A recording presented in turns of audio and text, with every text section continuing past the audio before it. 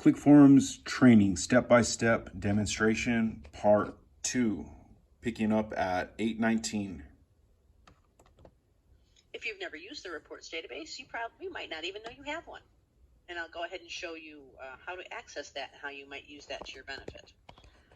If you're one of those who are using the reports database, or you start looking into it and say, hey, I'd like to use this reports database, but I actually want to confirm it when it comes up before I just say go ahead and randomly save, you could check this box too. Then when you save a report that hasn't been saved before, it will actually come up and say, here's the information. Is this correct? Is this the right type of report? Do you want to add anything new?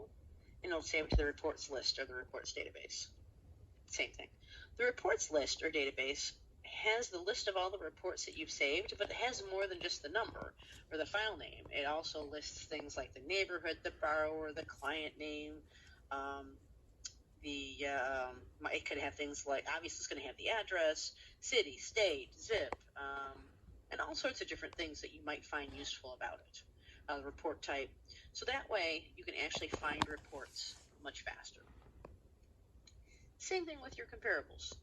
If you don't know, you actually have been creating a comparables database too all along.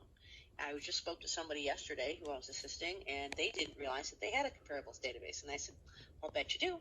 So I pointed them to lists, comparables list. We use those two interchangeably, database and list. And they looked at it and they said, wow, I didn't know all these comps were in here. It saves the comp, and if there are any photos with it, it saves it. And that's done here. Now again, same like with the reports database. If you say, gee, I like that it's been saving it automatically, but I want it to ask me so I can say, yes, save them now, or don't save them yet.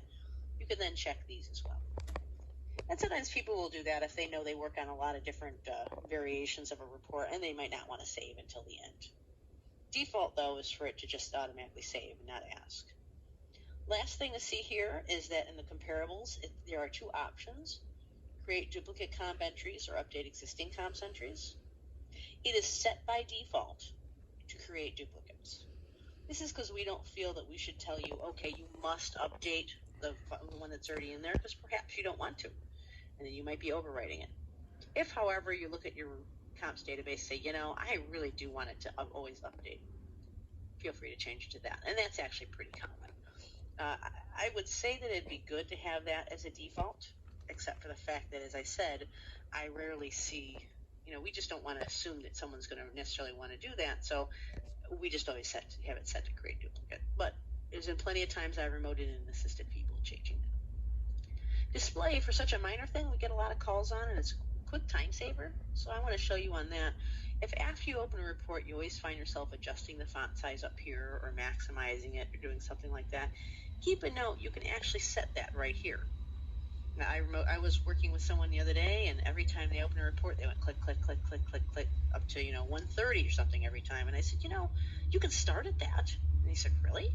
And I went in here and I set it to this. So decide what you like for your percentage. You can actually set it to this, and it saves you, at least a couple of clicks, makes it a little faster, or just set it to maximize. I have mine set right now to just sort of like a standard percentage. Again, feel free to go through these in your own time, because there's a lot of interesting stuff in there. You can actually change the colors of the forms.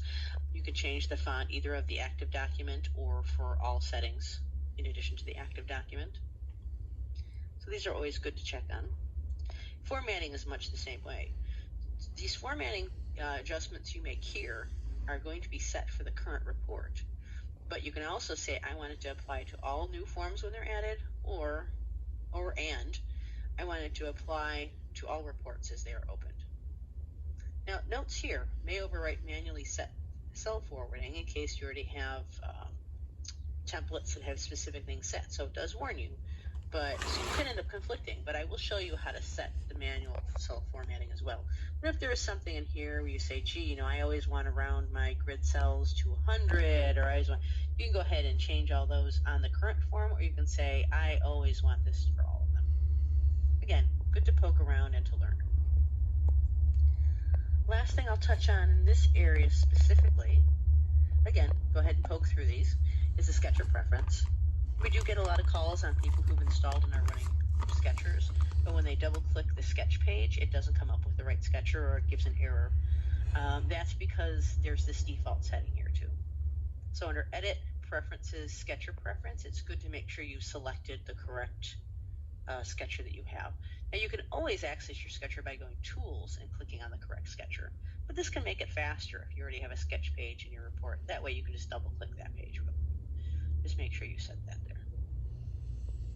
Again, feel free to go through all of these to learn more about the various preferences you can set, but I've had some people who are just absolutely amazed when they start poking through here and realize how much they actually can change on their own. So how do you build a report? Again, I'm not certain of